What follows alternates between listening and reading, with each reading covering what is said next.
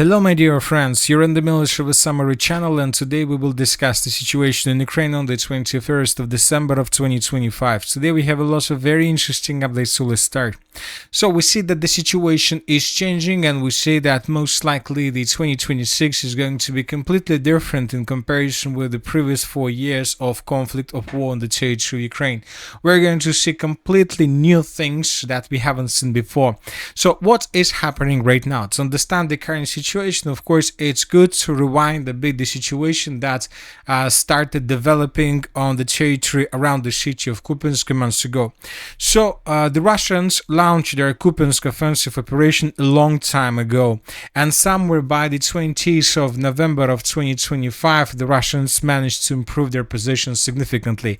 By the end of somewhere around the 20th of November, the Russians managed to get the biggest foothold around the city of Kupiansk, so basically in the northern Kupiansk direction.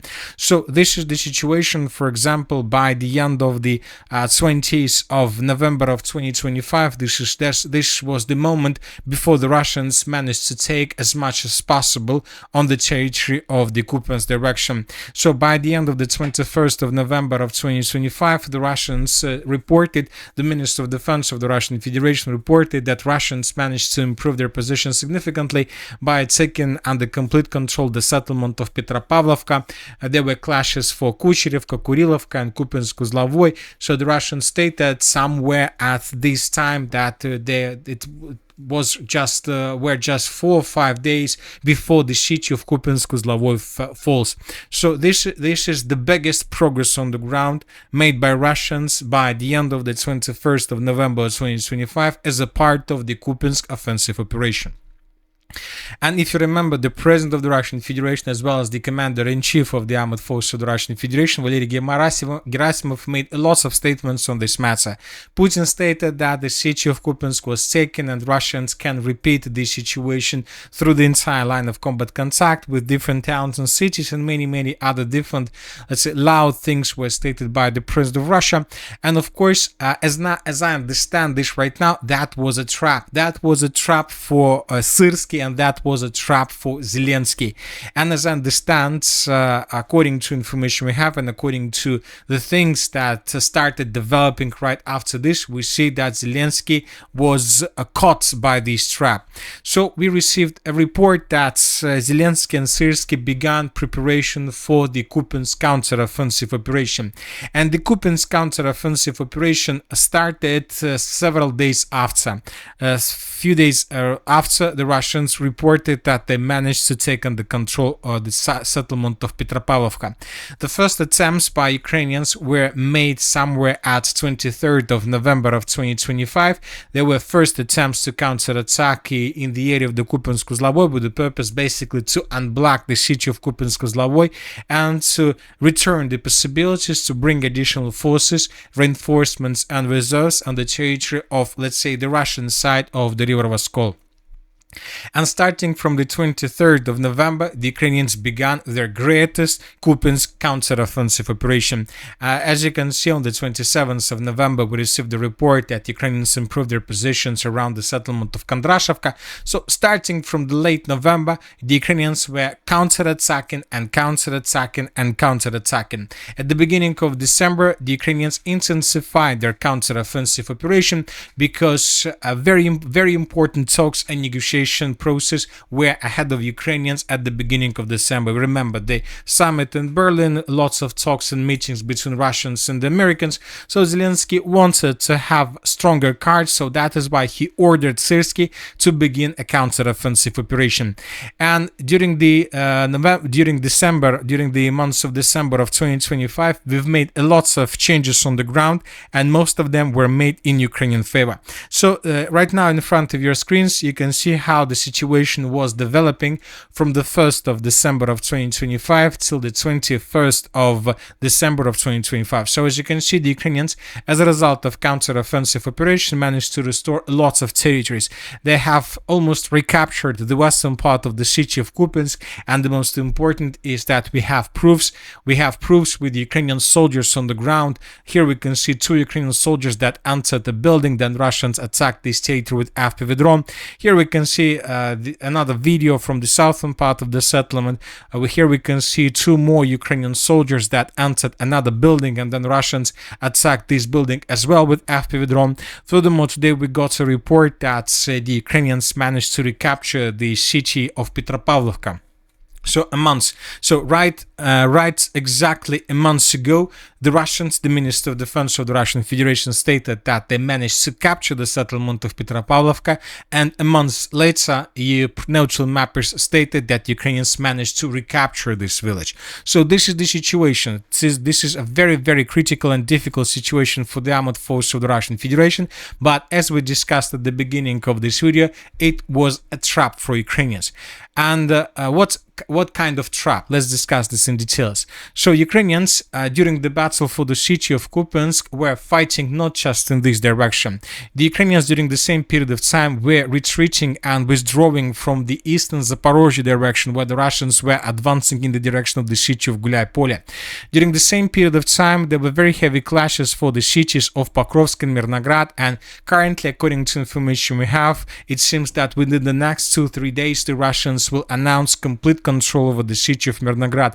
During the same period of time, the Russians managed to establish complete control over the settlement by the name of Siversk, and now the president of the Russian Federation is saying that Russians managed to take under control up to 50% of the city of Liman. So we see that the situation is very critical, and we see that the biggest problem for Ukraine is shortage of manpower. So that is why, to stabilize the situation around the city of Kupiansk and on many other directions, the Ukrainians were forced to take a lot of forces, a lot of units from the Sumy direction, and to redeploy them first in the direction of the city of Kupiansk. Later, we received a report that Ukrainians also used forces from the Sumy direction with the purpose to reinforce their positions to the north of the city of Pokrovsk and not to allow the Russians, after the end of the battle for the cities of Pokrovsk and Leningrad, to begin advancing very fast in the northern direction. So that is why the Ukrainians were forced to weaken the Sumy direction in favor of the Kupiansk direction and the Pokrovsk direction. But of course, Ukrainians probably didn't realize, or they didn't have any other option, but this redeployment from the Sumy direction led to basically complete collapse of the situation with manpower in this area. As soon as the Ukrainians redeployed their forces from this area, the Russians began their offensive operation. But during the previous 48-72 hours, we received lots of updates from the Sumy direction, from the Kharkiv direction, about additional progress on the ground made by the group of forces north. But you need to understand that the things that we can see right now are not something like the major Russian offensive operation in this area. It's more something like a tactic of thousands cuts. So now the Russians are attacking Ukrainians along the entire border just with one purpose: to find a weak point and to advance in this direction. So right after Ukrainians redeployed their units, first the Russians began their offensive operation in the original Sumy direction, so to the north of the city of Sumy. And the Russians launched this offensive operation somewhere on the 10th of December of 2025, when the Russians realized that most of the forces from this area had been already redeployed. So this is the situation by the end of the 11th of December, this is the 12th of December, this is the 13th of December. So as you can see, we adjusted the map almost every single date we've just discussed, and by the end of the 21st of December, we received the report that Russians managed to take under control the northern part of the settlement of Andreevka, and that Russians improved their positions to the south of Alexeyevka. For example, as for the Alexeyevka, we have a video. Here we can see how Ukrainians were, let's say, conducting a reconnaissance operation above Russian positions, and then Ukrainians began bombing and attacking this tree line. So we have proofs that confirm Russian progress on the ground, and that the Russians are moving further in the southern direction, most likely to finish the task, to finish everything they were tasked during the summer offensive operation. So the Russians most likely now will try to advance further in the southern direction until they get the settlements of Khotino, Pisarevka, Volzhanskaya, Novosechka, Korchakovka, and Malokorchakovka. So Russians may advance in this direction in coming days with the purpose to take these settlements under complete control, which will allow the Russians to then in the future to establish their artillery systems and FPV drone operators that will be able to get the siege of Sumy itself, which in the end will force the Ukrainians to begin the greatest evacuation of the territory. At the same time, the Russians launched another offensive operation from the southeast of the settlement of Sumy. This time the Russians are advancing around the villages of Vysoka, Grabovska and Raisne. So these are the changes on the ground between the dates. So this is the situation by the end of the 19th. During the 20th of December, the Russians reported that they managed to improve their positions around the settlement of Vysoka. During the 21st of December, during today, the Russians reported that they managed to improve their positions around the settlement of Grabovska, and several pro-Ukrainian sources and pro-Russian sources stated that Russians also answered the settlement of Raisne, which is located further to the west. So all these reports were published by neutral mappers, by pro-Ukrainian sources, and by pro-Russian sources. And I would like to point your attention to the changes that were provided by pro-Ukrainian sources. This is the map according to them. As you can see, they added a huge gray zone between railways and the settlement of Gravska. So this is the settlement Grabovska, and this is the railways. So but the most important thing is this green, let's say, area. As you can see, there is a gray area here right now in front of your screens, and this is the territory that Ukrainians managed to recapture during the Ukrainian counter-offensive operation at the beginning of 2022. If you remember, in March and April of 2022, the Russians began greatest regrouping, and they basically retreat and lost and abandoned their positions around the city of Kiev and in the northern part of Ukraine. And then Ukrainians began advancing after Russians, and as a result of Ukraine counter-offensive, the settlement of Raisne was recaptured by Ukrainians. So basically, I'm just trying to tell you that this settlement and this territory were under control of the armed force of the Russian Federation at the beginning of 2022. So basically, this is something like an operation carried out by Russians with the purpose to recapture territories the Russians lost at 2022 during the Ukrainian counter-offensive operation.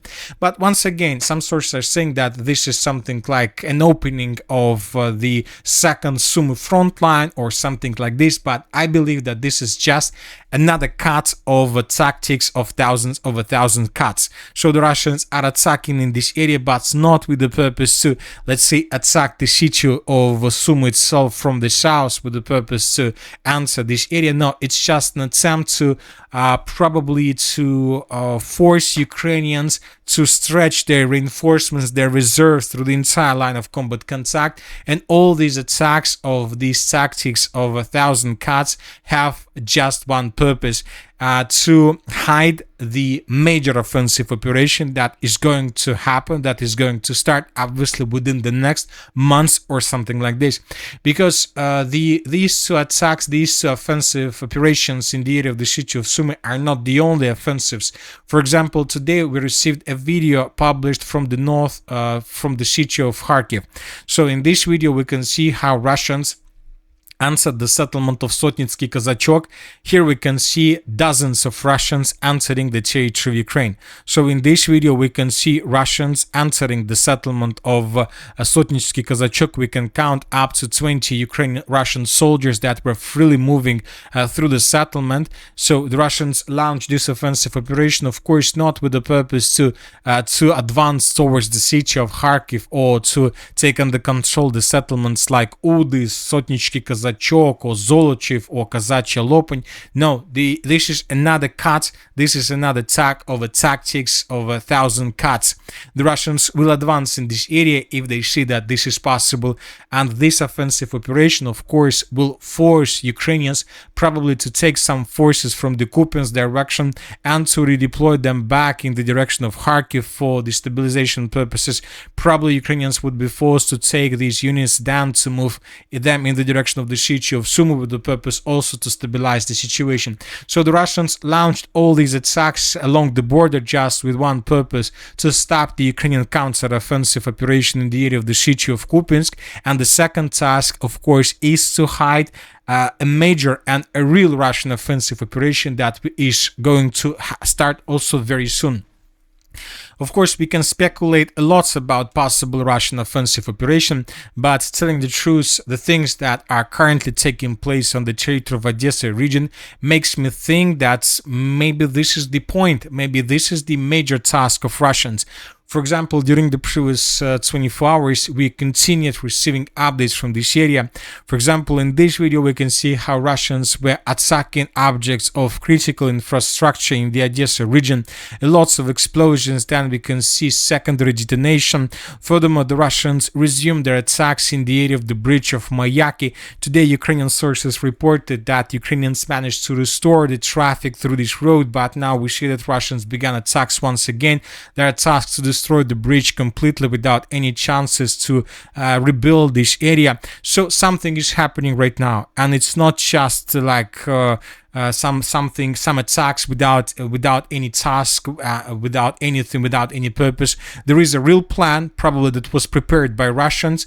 The Russians suggested and they proposed Ukrainians to accept the terms and demands that were agreed upon with the United States of America, but Zelensky rejected for some reason. I don't know why, but he rejected. He said that Ukraine cannot withdraw from its territories. There is neither the possibility nor the desire to do so, and the Ukrainian people do not want this either.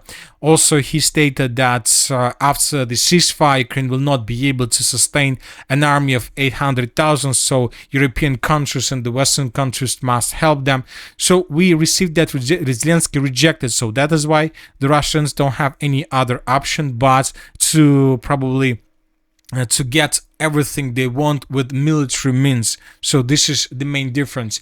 So anyway, let's wait and see what is going to be next, but obviously the next days are going to be very, very difficult both for Russians and for Ukrainians, because I believe that this Russian activity to the north of the city of Kharkiv, to the southeast of the city of Sumy, to the north of the city of Sumy are not the only activities we will see during the next days. Something tells me that we might see some changes also in the most northern part of the Sumy region and in the northeastern part of Chernihiv region. So I expect some activities from the Russian side here as well.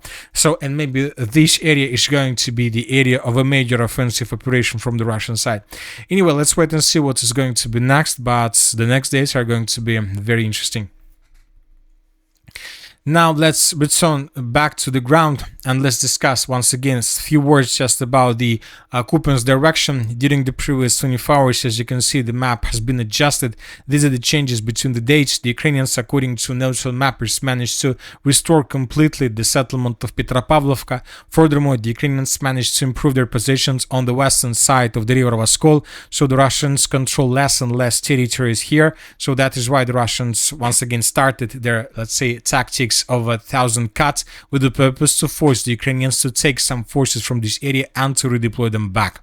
But we see that Ukrainians continue sending more and more forces in the direction of the city of Kupiansk. We have a lots of videos where we can see additional forces, vehicles that Ukraine transfers in this direction with the purpose to reinforce this Ukrainian counter-offensive operation. As for the Slaviansk direction, during the previous 24 hours, we received very interesting changes along the entire line of combat contact. The sources stated that the Russians managed to improve their positions on the eastern part of the settlement of Zakitne. This information was provided by neutral mappers. The Russians are attacking in this area and the Russians are intensifying their offensive operation.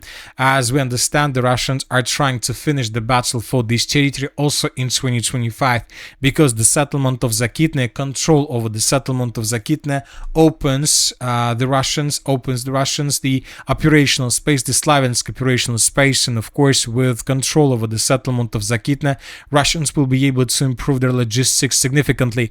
Russians will be able to improve improve their logistic in the direction of the city of Liman, because they will control entirely the TO 513 road, this road between the city of Liman and the city of Siversk, and further in the eastern direction towards the cities of Severodonetsk and Lysychansk. So this road is very important one, and this is the reason why the Russians are trying to take this road as soon as possible.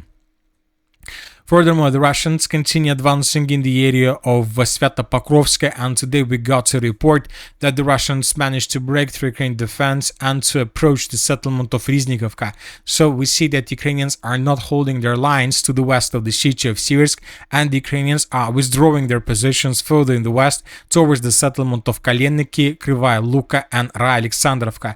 So this is the last more or less reliable defense belt of the armored forces of Ukraine before the Slavian agglomeration. Then we're gonna see the battle for the city of Nikolaevka and for the Slaviansk power plant, and the destruction of the Slaviansk power plant, which is obviously going to happen. Either the Russians or the Ukrainians will destroy the power plant. The Russians during their offensive operation, the Ukrainians during their withdrawing.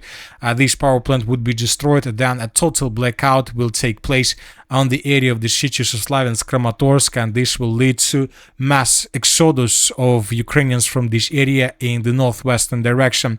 So this is going to be a very, very huge humanitarian disaster for the rest of the Donetsk region, and this is exactly what Putin wants to avoid, and this is exactly what Putin wanted to get when he suggested Zelensky to withdraw her troops from this area and to stop the special military operation. But as we discussed at the beginning of this video, Zelensky rejected this proposal. So the catastrophe, this region, this part of the Donetsk region will face a catastrophe. It's obviously. As for the MO3 direction, the Russians improved their positions around the settlement of Bandarne. Today, several sources reported that Russians answered the villages of Khromovka and Bandarne from the south and from the east, which means that currently there are very heavy clashes, and most likely in coming days we're going to receive lots of updates from this area. So the Russians began their Slaviansk offensive operation. They're using lots of forces for these purposes, and Russians will advance. But as we discussed, we still haven't received anything from the city of Liman, despite the fact that the president of the Russian Federation stated that more than 50% was already passed by Russians. As for the Konstantinovka direction, the Russians probably failed their, let's say, mission and their task to let's say, take under control more than 50% by the end of the December, because today several sources stated that Ukrainians managed to regroup themselves in this area and to launch a counter-offensive operation, and as a result of counter-attack, Ukrainians managed to restore control over the eastern part of the city, and Ukrainians managed to once again answer the settlement of Pritiechina. So this information was reported by neutral mappers as of now without proofs. We're waiting for additional evidences and so on. So but based on this report, we have adjusted the map. As you can see, the Ukrainians continue sending units in this area. We received lots of videos how Russians were attacking reinforcements and reserves that arrived in this direction. Furthermore, we have adjusted the map. As you can see, we have colored back everything that was on the eastern part of the city of Konstantinovka. As you can see, by the 7th of December of 2025, the Russians reported that they managed to take this territory under complete control. Once again, this was reported by the 7th of December, and by the 21st of December of 2025, pro-Ukrainian sources reported that they managed to recapture all these territories. So this is the situation in the eastern part of the city of Konstantinovka. As for the Pokrovsk-Mirnograd direction, during the previous 24 hours, the Russians published this video where we can see a Russian soldier that raised the Russian flag in the area between the settlements of Mirnograd and Svitle. This episode was geolocated right exactly at this point. This video confirms that the Russians continue offensive operation, and most likely in coming days and obviously before 2026, the Russians will announce complete control over the settlement of Mirnograd. We will receive lots of videos with flags, with everything, and maybe even some people, maybe from of higher authorities, will visit the city of Mirnograd by themselves.